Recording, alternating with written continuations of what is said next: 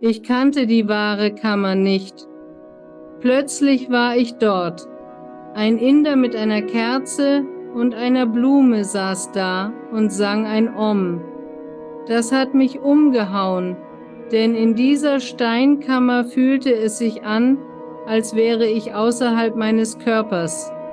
Keine Krankheit, kein Unfall, nichts Normales. Ich war in einem Tunnel, schwebend, ohne mich zu bewegen.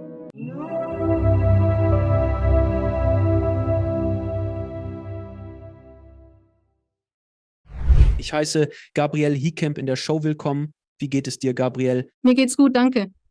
Hoffe dir auch. Mir geht es sehr gut. Du bist gerade in Deutschland. Du bist Deutsche. Ich hatte ein paar Leute aus Europa mit Nahtoderfahrungen, aber ich glaube nicht, dass ich einen Kanal aus Europa hatte. Also bist du vielleicht eine der ersten in der Show. Also wir werden über deine bemerkenswerte Nahtoderfahrung sprechen und darüber, wohin sie dich geführt hat. Und vielleicht machen wir am Ende des Gesprächs eine kleine Channeling-Session. Meine erste Frage an dich ist also, wie war dein Leben vor dieser Nahtoderfahrung? Nun, ich bin das 5. Kind eines Försters und meine erste Erinnerung beginnt mit 3 Jahren. Ich sitze im Wohnzimmer mit all meinen Geschwistern und den Eltern um mich herum und ich schaue sie an und denke mir, als Dreijähriger, kann man als Dreijähriger denken? Es fühlte sich an, als ob die Seele gerade erst erwacht wäre. Der Gedanke war, was mache ich hier mit diesen Leuten? Und ich fühlte mich beschämt, denn das ist meine Familie. Ich sollte nicht so denken. Also fühlte ich mich schuldig. Aber von Anfang an fühlte ich mich fehl am Platz. Hier passt etwas nicht. Ich will nicht hier sein. Dann verlor ich meinen Bruder bei einem Motorradunfall, als er 16 war und ich 12. Und das öffnete die Tür, denn ich spürte ihn immer noch um mich und suchte nach ihm. Ich radelte durch den Wald, auf der Suche nach dem Jenseits oder wie man es auch nennen mag. So verlief mein Leben. In der Schule hieß es, dieses Mädchen hat zu viel Fantasie. Ich hatte einen unsichtbaren Freund, der für mich wie ein Schulkind war. Einmal, ich hing mit ihm ab, immer mit ihm. Dieses Kind war mein einziger Freund, etwa 12, 13 Jahre nach dem Tod meines Bruders, und ich kam immer zu spät zum Abendessen nach Hause. Also wurde ich ausgeschimpft. Und meine Eltern fragten, wo warst du? Ich nannte einen Namen, sagte, ich war mit einem anderen Schulkind und sie glaubten es. Eines Tages kam ich wieder zu spät nach Hause und das gleiche Prozedere wie jeden Tag. Meine älteste Schwester saß am Tisch und sagte, oh, du lügst, ich habe dich vor dem Dorfladen gesehen und du warst allein. Also konnten die anderen nicht sehen, mit wem ich war. Also wurde ich von meinem Vater wegen der Lüge geschlagen. Und so lernte ich sehr schnell, nicht über diese Dinge zu sprechen. Ich glaube, ich habe einen großen Teil meiner Kindheit damit verbracht, mit dem Unsichtbaren zu reden. Ich spielte allein in den Büschen im Garten, wo mich niemand sehen konnte. Also fing ich dann an, als Grafikdesigner, weil ich nicht wusste, was ich sonst tun sollte. Zahlen und Mathematik interessierten mich nicht. Als Kind war ich nur am Zeichnen interessiert. Ich habe als Kind Hieroglyphen gezeichnet. Wow, das war bemerkenswert. Ich kann das immer noch, aber ich verstehe nicht, was ich zeichne. Also, ich überlegte, Archäologe oder Psychologe zu werden. Das fand ich spannend. Doch endete ich als Grafikdesigner. Es ergibt viel Sinn, da ich nun weiß, dass ich ein früheres Leben als Schreiber in Ägypten hatte, also passt das perfekt. Und nach meinem Studium bekam ich etwas Geld von meinem Vater, um was auch immer zu tun. Ich glaube, er wollte mich testen, ob ich das Geld auf die Bank legen und etwas Gutes damit machen würde, seiner Meinung nach. Und ich dachte, wow, ich gehe auf eine Reise, ich kaufe ein Ticket, ich fliege nach Indien, dort wird die Religion geboren. Ich will den Sinn meines Lebens finden, als ob es nur das wäre. Weißt du, das Denken ist zweidimensional. Wir sind begrenzt. Aber ich habe es geschafft. Nun, nach einer Weile landete ich im Taj Mahal, ein Marmorgebäude. Also denke ich, dass viel Quarz darin ist, der resoniert. Dann hast du den Yamuna-Fluss an der Seite. Und es ist auch genau nach Norden und Süden ausgerichtet. Das sind genau die Kriterien, nach denen alle alten Völker ihre Monumente auf Leylinien bauten, unter Nutzung des Wassers, das Energie erzeugt und des resonierenden Quarzes im Stein. Ich war tagsüber dort und habe nichts gespürt, nur ein Touristenmonument mit 2 Sarkophagen. Und ich war enttäuscht. Im Hostel sprach ich mit anderen Rucksacktouristen. Sie sagten mir, oh, du musst bei Vollmond dorthin gehen, denn dann reflektiert der weiße Marmor das weiße Licht des Mondes. Und das Ganze sieht aus wie ein verrücktes Raumschiff, das über dem Boden schwebt. Und ich dachte, oh, das klingt interessant. Okay, schauen wir mal. Und du wirst es nicht glauben. In der nächsten Nacht war Vollmond, also ging ich wieder hin. Weniger Touristen, nur 2 oder 3 Leute. Ich betrat denselben Ausstellungsraum mit den 2 Sarkophagen des angeblichen Schahs von Persien, der dort mit seiner Frau regierte. Und plötzlich entdeckte ich ein Loch in der Ecke, das zu einem anderen Raum führte. Dort befand sich ein schwarzes Loch mit einer Treppe. Ich fühlte mich ängstlich, aber auch angezogen und wusste, dass ich hinunter musste, egal was passiert. Mein Körper bewegte sich wie ein Roboter, als ich hineinging. Oh nein, ich will nicht in dieses schwarze Loch gehen. Trotzdem ging ich hinunter und fand eine weitere Kammer. Offensichtlich ist die obere Kammer eine Art falsche Kammer, um Grabräuber abzulenken oder so etwas, und ich wusste nichts von der wahren Kammer.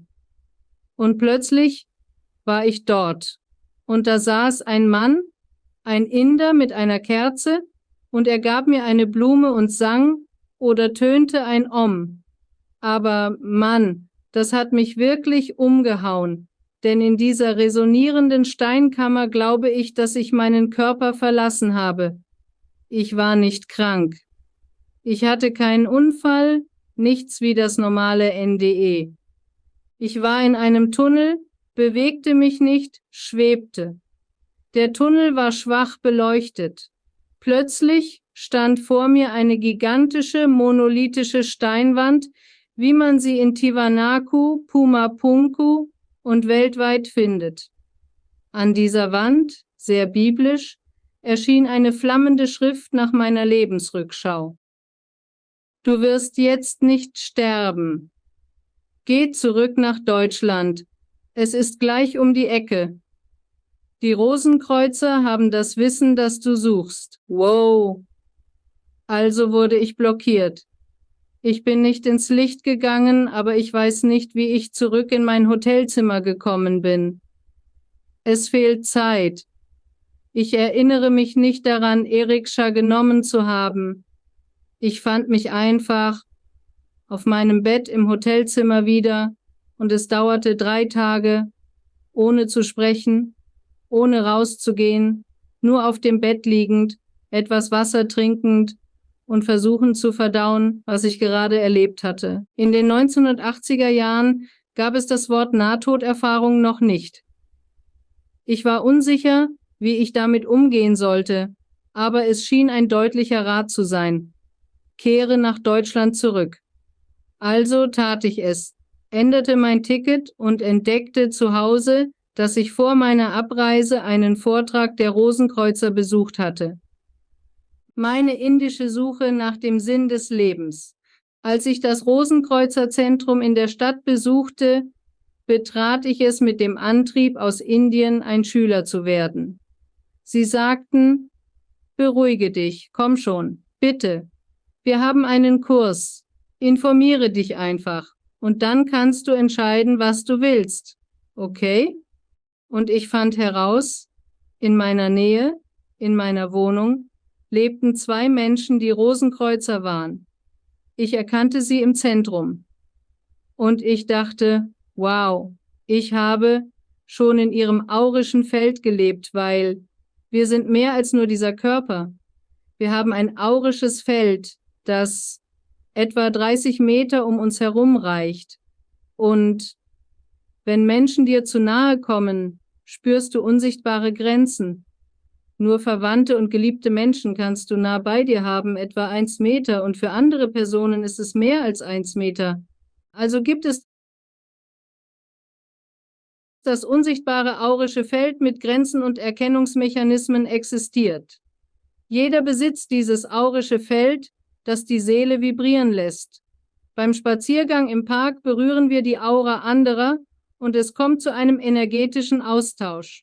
Ich war in ihrem Feld, bereits berührt, und verbrachte 20 Jahre mit den Rosenkreuzern, doch nach dieser Zeit dachte ich, das ist erst der Anfang. Ich brauche weitere Erfahrungen. Ich will nicht nur im Kopf sein und intellektuell feststecken. Ich will etwas fühlen und erleben. Etwas. Nun, dann hatte ich eine Erfahrung. Mein Mann starb an Krebs, ein weiterer Schlag. Aber es stellte sich heraus, dass ich es konnte. Er wollte, dass ich ihn begleite. Und wow, Mann, diese Toderfahrung war ein Schlag, weil gleich nachdem Lee seinen Körper verlassen hatte. Ich fühlte ihn und ich sah ein inneres Bild von ihm, wie er vor Freude herumsprang, pfiff und sang. Und selbst ich dachte, na gut, also, es stimmt. Es gibt ein Leben nach dem Tod. Und du bist dort, du bist glücklich, wohlhabend, gesund und alles ist in Ordnung. Selbst ich verstehe das. Und danach wollte ich mehr wissen. Und ich begann zu recherchieren und fand meine Lehrer im Mediumismus, die aus der englischen Tradition kommen, wie das evidenzbasierte Mediumismus von Susanne Gissmann. Und sie beschäftigen sich hauptsächlich mit den Verstorbenen. Bevor wir fortfahren, müssen wir das, was du gerade gesagt hast, genauer betrachten.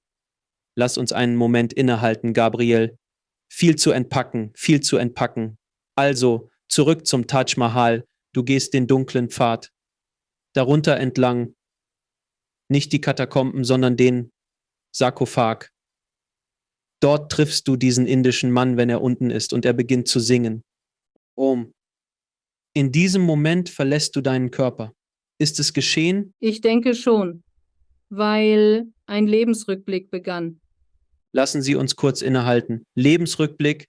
Können Sie uns erklären, was das ist? Sie und ich wissen, was ein Lebensrückblick ist. Die meisten, die die Sendung gesehen haben, wissen es auch.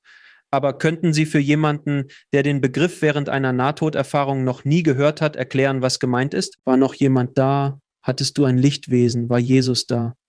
Wer war da? Wenn jemand da war, wie war die Erfahrung? Zu dieser Zeit war ich mehr oder weniger Atheist. Ich glaubte an nichts. Ich suchte nach der Antwort, weil ich dachte, das kann nicht alles sein. Es muss etwas mehr geben. Ich erinnerte mich an meine Kindheitserlebnisse und dachte, es muss mehr geben. Es fühlte sich an wie in den alten Zeiten, als man Fotografien hatte, diese kleinen Kästchen, in denen man den Film herauszog. Ich fühlte mich, als ob die Box und der Film meines Lebens vor mir ausgerollt wurden. Ich sah es Bild für Bild wie ein Filmemacher. Bei manchen Bildern dachte ich, dass ich Gutes getan hätte, doch dann erkannte ich sofort, dass es nicht so war. Und ich bemerkte den Perspektivwechsel. Ich sah diese Situationen aus der Sicht der Seele, die einen höheren Blickwinkel hat als meine persönliche, egoistische Gabrielle-Perspektive zu diesem Zeitpunkt. Es stellte sich heraus, dass das vermeintlich Falsche richtig war und das vermeintlich Richtige falsch. Und ich fragte mich, wie könnte ich je damit klarkommen? Ich traf keine Wesen, war allein damit konfrontiert. Der schwierigste Teil, die größte Lektion. Ich nahm die Perspektive der Person an, mit der ich interagierte, fühlte ihre Gefühle, die mich trafen. Du sagst etwas ohne nachzudenken, ohne Absicht und der andere ist verletzt, sagt nichts und zeigt es nicht. Er behält es für sich und du spürst es. Und ich dachte, wow, das ist der größte Schmerz, den ich je bis zu meinem 24. Lebensjahr gefühlt habe, als das passierte. Also du bist 24 Jahre alt. Genau. Also du bist 24 Jahre alt. Du hast bis zu einem 24-jährigen Leben gelebt, wahrscheinlich ein bisschen aufregender als meine 24 Jahre, bis zu diesem Zeitpunkt zumindest, weil du am Taj Mahal warst und ich nicht. Also fühlst du all das und dann schwebst du diesen dunklen Flur oder Tunnel oder so etwas hinunter. Ja, so ein Tunnel. Und du kommst zu dieser Wand, wo die Wand ein riesiger Monolith ist, sodass du nichts anderes um dich herum sehen kannst. Es ist einfach. Alles, was du siehst, ist Wand und dann Feuer. Schrift ist das, was gelehrt wird. Hörst du die Botschaft nicht telepathisch, sondern siehst sie in den Worten oder spricht jemand mit dir? Ich sehe das Schreiben, während es sich entfaltet, und ich höre nichts. Ich schreibe nur und nehme das Schreiben und dessen Bedeutung auf, weil ich zu diesem Zeitpunkt nur intellektuell offen war. Danach begann ein weiterer Teil meiner Reise, das Herzchakra zu öffnen und in die Medialität zu gehen, zu interagieren und zu fühlen. Verstanden. Aber lass mich das fragen, in welcher Sprache war der Text? War er auf Deutsch? Es war auf Deutsch für mich. Aber wenn so etwas passiert, ist das, was ich jetzt weiß. Nach 12 Jahren Medialität wird es immer in der Sprache erscheinen, die die Person kennt und spricht. Richtig. Es ist auf die Person zugeschnitten. Die meisten Nahtoderfahrungen sind es. Ja. In der 4. Dimension ist alles telepathisch. Es gibt also keine Sprachbarriere. Du scheinst Dinge wie Gedanken und Sätze in deiner Sprache wahrzunehmen. Verstanden. Alles klar. Nach dem Vorfall erinnerst du dich nur daran, im Hotel aufgewacht zu sein. Ja. Erinnerst du dich nicht, wie du zurückgekommen bist, wie ich dorthin gekommen bin? Das ist wirklich interessant. Also, du hattest eine Nahtoderfahrung, aber es ist eine sehr einzigartige Erfahrung, weil du nicht wirklich gestorben bist. Als du den älteren indischen Mann mit Licht getroffen hast, sang er ein Om-Lied, das dich fast aus deinem Körper vibrieren ließ, im Grunde genommen. Aber eine Sache habe ich vergessen. Entschuldigung. Heutzutage arbeite ich mit Klang und kenne mich mit Resonanzfrequenzen aus. Weißt du was? Ich war bei einer Yogastunde eines meiner Freunde nur mehr oder weniger zufällig und sie sang Lokasa Masta Sukhino Bhavan 2. Während der Yogastunde hatte ich plötzlich das Gefühl, wow, meine linke Körperhälfte wächst zu einer 4T, zu einer 4 oder 5 Meter hohen, ich weiß nicht was. Und ich bemerkte, dass Sanskrit eine sehr alte Sprache ist und es berührte mich, weil alle alten hinduistischen Schriften und Buddha und all das, das ist Sanskrit und es ist sehr phonetisch. Also hat es mit Klang zu tun. Und es gibt ein altes hinduistisches Sprichwort, Nada Brahma, die Welt ist Klang, was Tesla als Schwingung übersetzte. Frequenz. Und wunderschön. Wunderschön. Also gut, dann kommst du zurück.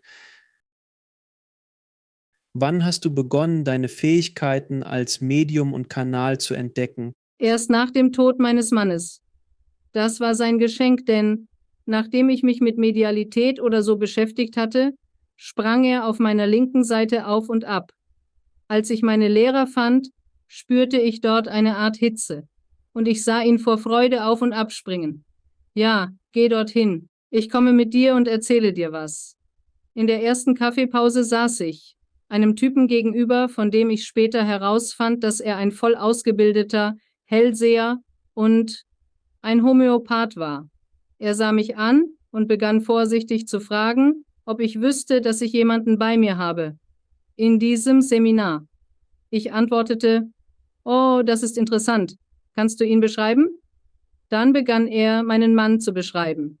Ein langer, schlanker Typ mit Brille, wenig Haaren und grünen Augen. Und ich sagte, oh, du kannst aufhören. Das ist mein Mann. Er hat mir schon gesagt, dass er mich begleiten würde. Das war also ein Beweis. Wie Susanne Giesemann kannte dieser Typ mich in der Kaffeepause nicht und ich habe es ihm nicht gesagt. Ich ließ ihn einfach beschreiben. Er beschrieb meinen Mann genau, also wusste ich, weil er mir gesagt hatte, als ich meine Lehrer recherchierte, dass ich dorthin gehen sollte. Das ist die richtige Adresse und ich komme mit dir. Nun, lassen Sie mich das fragen. Es scheint, als hätten Sie dieses neue Geschenk recht leicht angenommen. Als Kind erlebte ich das, verdrängte es jedoch, da man mir sagte, ich lüge und dafür bestraft wurde. Niemand wollte hören, dass ich keine Freunde hatte. Das alles habe ich unterdrückt. Erst durch die Transition meines Mannes konnte ich es akzeptieren. Es gab einen Moment, in dem ich realisierte, dass ich immer schon diese seltsamen Dinge hatte. Also sollte ich es wohl akzeptieren. Und dann sagte ich, ja, okay, ich will es. Das war wirklich ein klarer Moment der Entscheidung. Und danach öffneten sich alle Schleusen. Wie haben die Menschen um dich herum reagiert, als du gesagt hast, hey, ich bin jetzt ein Medium, Familie, Freunde, Kollegen? Ich habe es ihnen verschwiegen. Wie lange hast du es geheim gehalten, wenn man so will? Eine ganze Weile. Kürzlich ermutigten mich meine Führer, zu Alex Ferrari zu gehen und meine Erfahrungen zu teilen.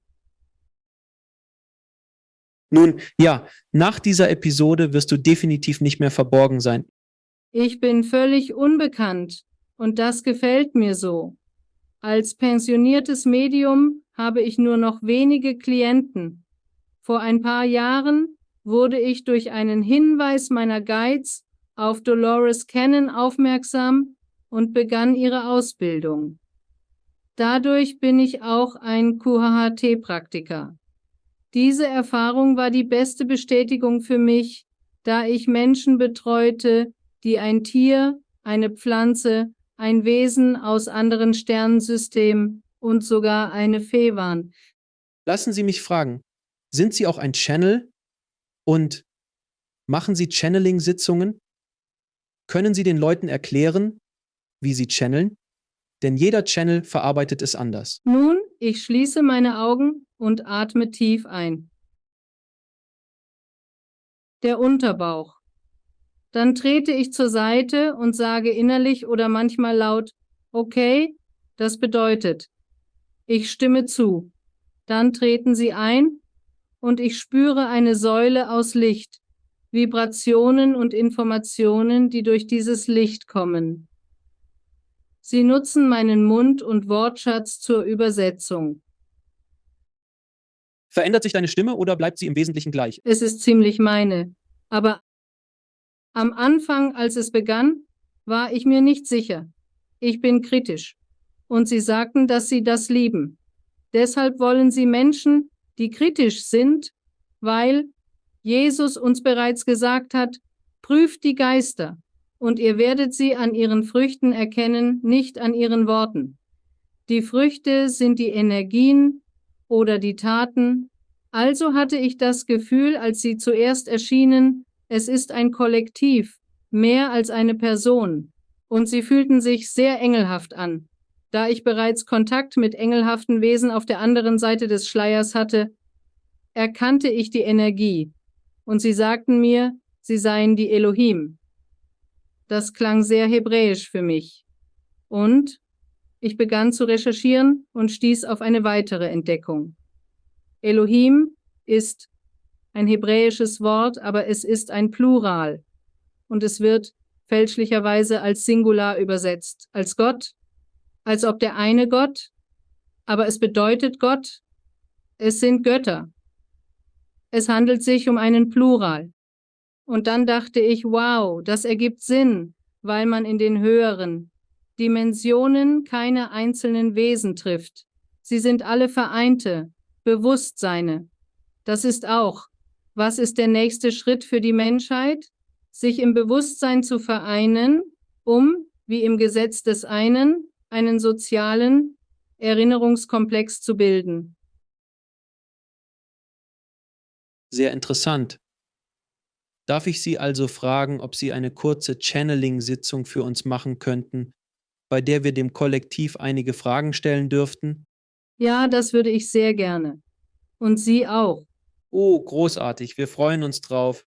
Wir sind die Elohim, der Atem, Gottes die formgebenden Kräfte, im Dienst des einen unendlichen Schöpfers, im Dienst für alle.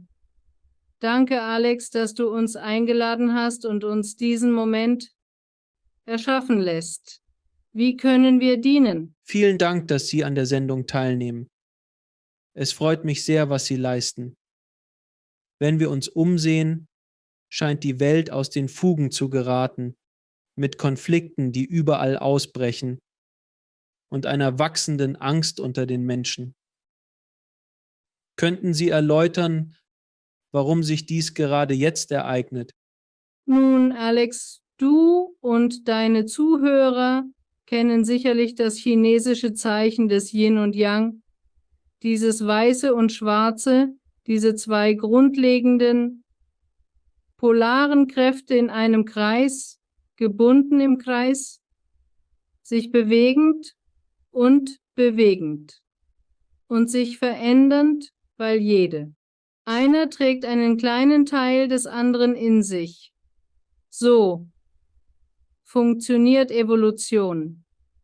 Es gibt zwei polare Kräfte im Universum, Tag und Nacht, Mann und Frau. Durch deine Bewertung von Gut und Böse wurdest du als Seele dorthin geführt, wo du nicht sein solltest.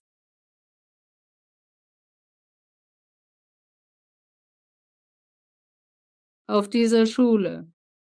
Also musst du das Gegenteil als Kontrast brauchen, um in dieser Welt der freien Wahl deinen freien Willen zu bilden. Welchen Weg willst du gehen? Welchen willst du wählen? Links oder rechts? Licht oder Dunkelheit? Selbstbedienung oder Dienst für andere? Und das hat viel mit Bewusstsein zu tun. Wenn du wirklich verstehst, dass alles eins ist, dann ist Dienst an anderen der beste Dienst, weil er dich selbst, dein winziges Selbst und auch die menschliche Person einschließt. Deshalb hast du Konflikte und dieser Konflikt hilft, das Bewusstsein zu erweitern. Also brauchst du den Konflikt. Du brauchst den engen Raum, Ahmed Engpass, für dein höheres Potenzial, um dein eingebautes Sinne wie Telepathie, das Spüren von Anwesenheiten und Energien. Viele Menschen sehen jetzt Dinge und Telepathie wird die Sprache der Zukunft sein. Außerhalb der Welt benutzt jeder Telepathie und alle Elementarwesen und die Kräfte und die Seelen der Tiere und Pflanzen. Alles kommuniziert. Und es geht um Liebe.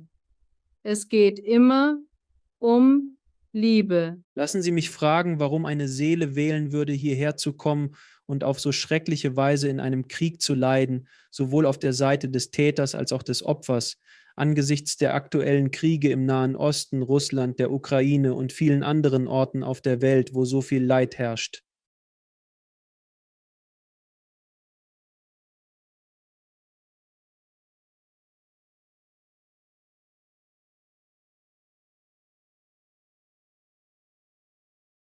Warum würde eine Seele diese Erfahrung wählen? Dies wurde einmal gezeigt, ein Beispiel. Wir erlaubten ihr zu sehen, das Anstehen in der Schlange der Seelen für einen behinderten Körper. Und sie konnte es nicht verstehen. Und sie fragte uns, warum würde jemand Würde irgendjemand ein Krüppel sein wollen und so ein Leben führen?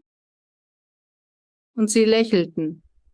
Und ihr wurde gesagt, nun in einem Leben wie diesem, die Seele gewinnt mehr Wachstum als in 10 Leben von 10 guten Menschen, die immer das Richtige tun. Denn eine Seele in einem verkrüppelten Körper wird immer jeden beeinflussen. Jeder auf der Straße, der den Krüppel sieht, wird denken, oh, armer Kerl oder wie schade oder zum Glück bin ich es nicht, ich kann noch laufen. Jeder ist betroffen. Und wie du weißt, gibt es diese 2 Kräfte, nennen wir sie Licht und Dunkelheit in dieser Welt. Meistens spielen sie Spiele und sie in beide Richtungen profitieren. Man sagt dir, du bist nur dieses Gefäß. Deshalb bist du so aufgebracht über den Tod oder den Verlust dieses Gefäßes, des Körpers. Ihr seid unsterbliche Seelen auf einer Reise und ihr benutzt dieses Gefäß, um eine Erfahrung zu machen. Die Seele urteilt nicht. Es gibt keine schlechte Erfahrung und keine gute Erfahrung. Das ist eine Bedeutung, die die Menschen dem beimessen. Die Seele will nur Erfahrung und Wachstum. Das will auch die Quelle wachsen. Wachsen zum Licht wie die Blume. Wachsen zum Positiven. Wachsen zu dem, was funktioniert. Wachsen, um vereint zu werden. Wachsen, um zu überwinden. All eure Angestifteten. Themen wie Rassismus oder Religion. Religion ist menschengemacht. Die Quelle braucht keine Religion. Ja, dem letzten Satz stimme ich voll und ganz zu. Welche inneren Veränderungen sind deiner Meinung nach notwendig, damit Menschen sich spirituell weiterentwickeln können? Zuerst musst du dich selbst kennen, wie die alten Tempel in Delphi über dem Eingang eingraviert hatten. Sich selbst zu kennen bedeutet nicht nur zu wissen, was deine persönlichen Wünsche und Vorlieben sind und deine Abneigungen und bla bla bla bla bla. Dies ist zu wissen, dass du ein Teil der Seele, der Quelle, ein Funke des Lichts, das ist das Zentrum deiner Seele. Du bist mit dieser Seele, diesem anderen Wesen, diesem unsichtbaren, größeren Du durch dein Herz verbunden. Das Fühlen ist der Eingang, nicht das Denken. Das ist das falsche Werkzeug. Denken ist für andere Dinge. Beginne zu fühlen. Öffne dann die Tür in deinem Herzen und starte deine eigene innere Verbindung. Du brauchst keinen Priester, niemand zwischen dir und der Quelle. Die Quelle ist in dir. Du musst die Verbindung herstellen. Mach den ersten Schritt, öffne die Tür und frage deine Seele, was ich wissen soll. Dann werde still und warte auf die Antwort. Sie kommt. Die Antwort ist immer in dir. Wie sehen Sie die Zukunft der Menschheit vorwärtsgehend? Nun, aus individueller Sicht scheint alles schlimmer zu werden. Ein altes Sprichwort besagt, spirituelle Evolution, materieller Verlust, bedeutet spirituellen Gewinn, eine strahlende Zukunft, erwartet die Menschheit. Diese aktuellen Herausforderungen werden euch wachsen lassen und Grenzen überwinden. Ihr werdet strahlen und euer Strahlen wird immer heller. Und schaut nicht auf die Kriege, die euch in niedriger Frequenz, in Angst und Wut und Hass halten wollen. Wählt Liebe, wählt Einheit. Ihr seid alle aus demselben Stoff gemacht, derselben Energie, demselben Sternenstaub. Eure Seele ist göttlich. Eure Brüder und Schwestern vereinigen sich und ihr werdet euch vereinen. Wir sehen es bereits, denn in anderen Dimensionen existiert keine Zeit, wie ihr sie kennt. Hier ist es bereits geschehen. Also, Menschen der Erde, entspannt euch. Atmet tief ein und konzentriert euch auf das Positive. Was macht euch glücklich? Träumt groß, denn durch eure Gedanken manifestiert ihr und ladet sie mit den richtigen Gefühlen von Positivität, Glück, Einheit und Teilen auf. Deshalb lieben wir Alex. Er gibt vielen Menschen Raum, ihre Erfahrungen zu teilen, was andere inspirieren wird. Und so wird es hell und heller und noch heller. Ist diese Fahrt die Zukunft? Vielen Dank. Glauben Sie, dass diese Fahrt, auf der wir uns befinden, holpriger wird, bevor sie sich beruhigt und wir ein höheres Bewusstsein erreichen? Nun, du kennst das Sprichwort, bevor die Sonne aufgeht, ist die dunkelste Stunde. Also da bist du jetzt. Es gibt Kräfte in dieser Welt, die alles so behalten wollen, wie es ist. Deshalb nähren und profitieren sie von Wut und Angst und sie provozieren Kriege und sie versuchen es und sie versuchen es und es funktioniert nicht. Es funktioniert nicht, weil es will etwas behalten, das nicht mehr die richtige Schwingung hat. Das ganze Universum beschleunigt seine Schwingung. Schau dir die Schumann-Resonanz an. Schau dir die dünne Haut der Menschen an. Sie werden hellsichtiger, fühlen plötzlich Dinge, wissen aber nicht, wie sie damit umgehen sollen. Die Hälfte der Psychiatrie ist voll von Menschen, die nicht wissen, wie sie mit ihren medialen Sinnen umgehen sollen und als schizophren kategorisiert werden. Sie werden gezwungen, Pillen zu nehmen, um betäubt zu werden. Es gibt Kräfte in dieser Welt, die alles so behalten wollen, wie es ist. Du hast die höhere Frequenz, die mit neuem, frischem Wind und mehr Licht hereinkommt und Licht auf Dinge wirft, die nicht in Ordnung sind. Es ist nicht schön, das zu sehen. Du musst da durch. Konzentriere dich auf das Positive. Dorthin willst du gehen. Du löst nie ein Problem. Wenn du dich auf das Problem fixierst, musst du dich auf die Lösung konzentrieren, denn dort fließt die Energie und neue Dinge wachsen und alles passiert. Und ihr werdet als Menschheit die richtige Entscheidung treffen und jeder wird den freien Willen haben zu wählen. Niemand muss erleuchtet sein oder aufsteigen. Es liegt in deinem freien Willen. Du wirst gefragt. Während künstliche Intelligenz weiterhin an Stärke und Integration in unser tägliches Leben gewinnt, haben viele Menschen Angst und viele Menschen sind optimistisch, wohin sich KI entwickeln wird und wie sie in unsere Evolution einfließt, nicht nur als Spezies, sondern auch spirituell. 2 Fragen. Erstens, kann sich KI jemals so weit entwickeln, dass sie ein Bewusstsein wie wir hat? Und ist KI etwas, worüber wir uns Sorgen machen müssen oder das wir integrieren sollten, während wir voranschreiten? KI wird und kann niemals eine Seelenfrequenz haben. Sie kann ein gewisses Bewusstseinsniveau erreichen, aber das ist mehr oder weniger eine Art mechanisches Bewusstsein. Wir würden sagen, es ist auf dem Weg. Eure älteren Brüder, die sogenannten, arbeiten bereits damit. Es hängt davon ab, wer verwendet es aus welchem Grund und wer programmiert es. Also sind wir wieder bei der Frequenz.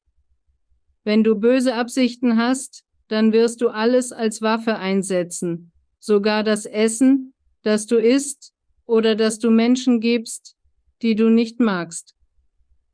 Viele deiner Krankheiten auf dieser Welt kommen von dem Essen, das dir zur Verfügung gestellt wird. Du könntest den Weg oder das Kaninchenloch der Verschwörungstheorie hinuntergehen, aber es ist nicht länger eine Theorie, weil immer wieder etwas ans Licht kommt. Aber du hast diese Reise gewählt, du wählst sie. Du wolltest diese Erfahrung machen. Und am Ende wird alles gut, weil du entscheidest. Wer eine Seele hat, hat die beste Verbindung zur Positivität. Wird, falls er KI nutzt, wird es auf weise Weise nutzen. Das ist wie das Kombinieren in dir selbst, der Gefühle deines Herzens und der Gedanken deines Verstandes. Bei den meisten Menschen sind sie gegensätzlich oder entgegengesetzt und sie können sie nicht vereinen. Und wenn du erlaubst, wie im Yin und Yang, jeder Kraft, ihren Raum und ein gleiches Gewicht wie die Wagen von, wenn du etwas wiegst. Also hat jeder das Recht und jeder hat die gleiche Kraft und das gleiche Potenzial. Das ist die Seele. Alles ist angeboren. Deine Entscheidung lässt die Waage kippen oder schwingen und verändern. Es liegt an dir, wie du die künstliche Intelligenz nutzen wirst. Andere außerirdische Rassen nutzen ebenfalls KI, aber auf positive Weise, da sie positive Wesen sind. Es gibt auch missbrauchte KI. So landen wir immer wieder beim Gleichen. Es liegt an dir. Was willst du? Was wünschst du dir? Folge dem auch. In Bezug auf KI. Eine häufige Frage meiner Zuhörer ist, was nach dem Tod mit uns passiert. Du wirst sofort erkennen und verstehen oder ein neues Wort erfinden. Du wirst innerlich begreifen, dass du eine Seele bist, ein Lichtwesen aus Energie und überall hingehen kannst, wo du willst. Befehle deiner Seele, nach Indien zu gehen, und du bist dort. Die Fernwahrnehmer üben dies. Außerkörperliche Erfahrungen zeigen, dass es möglich ist. Du wirst mehr Wissen erlangen. Wenn du hier mürrisch warst, arbeite daran. Die meisten Seelen haben es heute einfacher, weil du sofortigen Zugang zu Wissen hast. Was auch immer du willst, manifestierst du dort. Deshalb haben wir in dieser materiellen 3D-Welt eine Art Bremse eingebaut.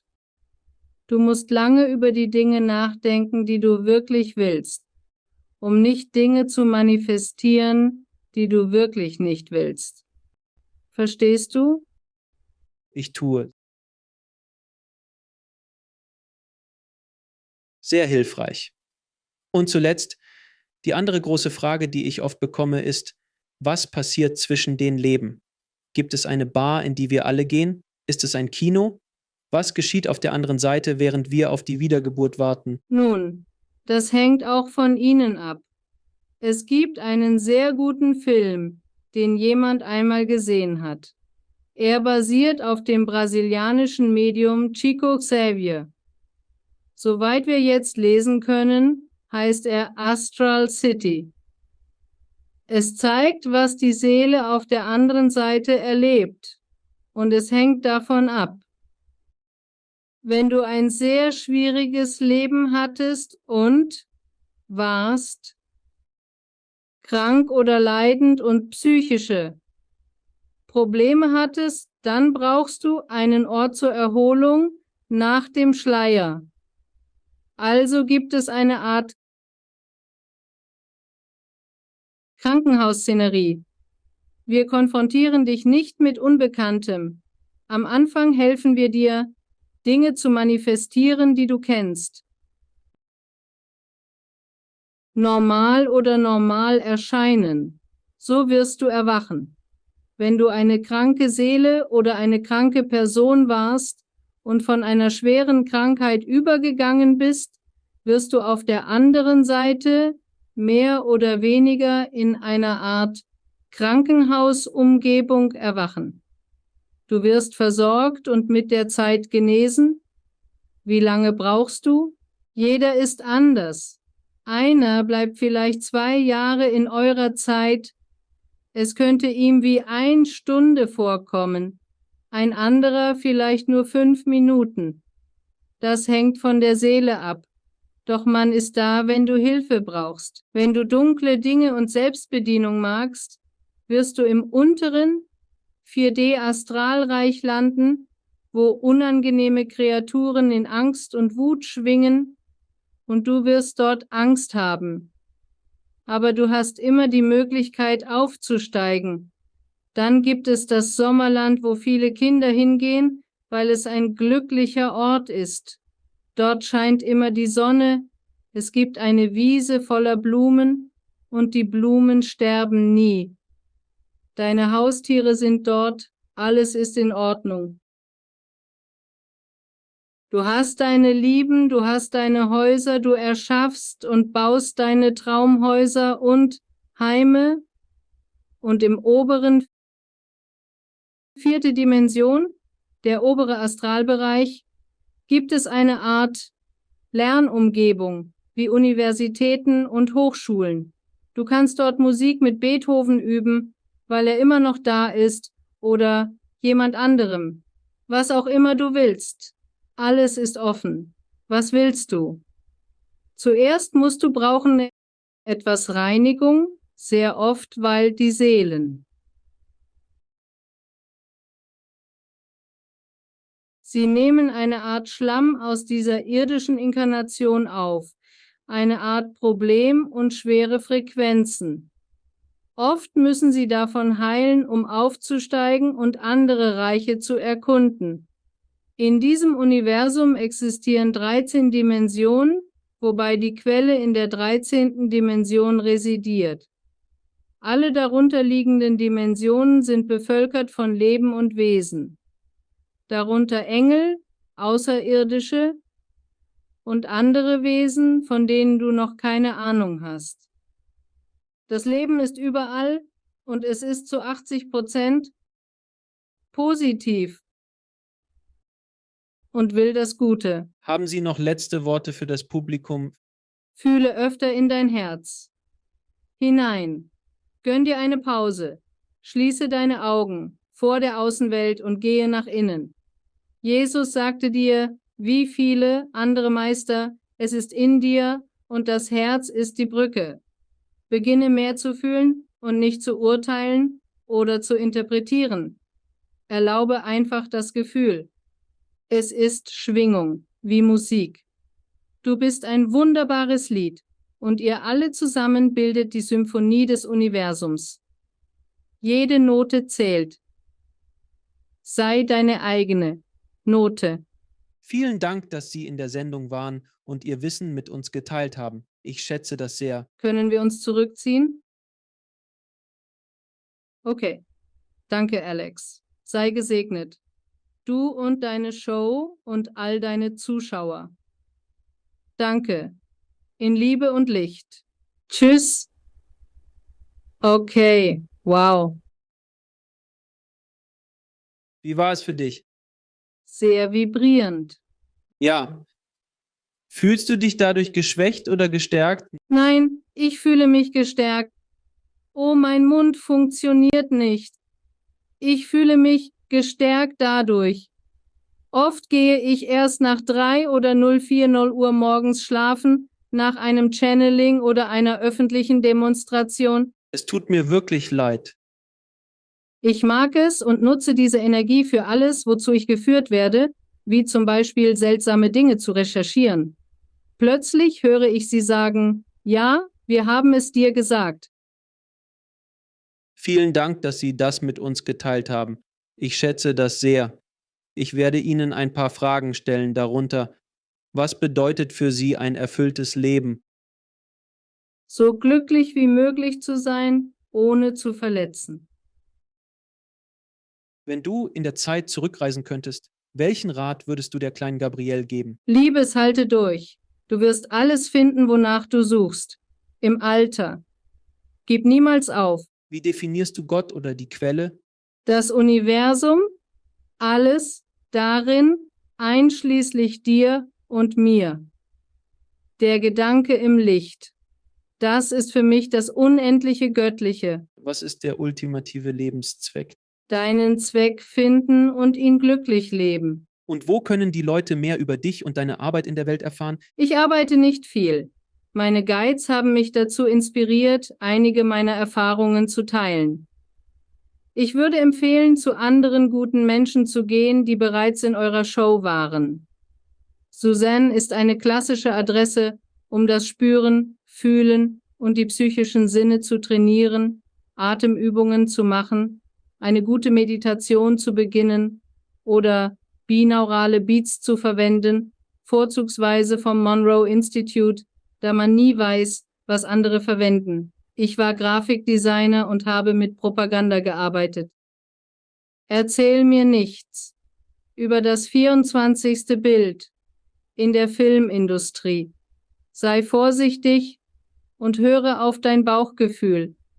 Es wird dich immer richtig leiten, wenn etwas nicht gut für dich ist.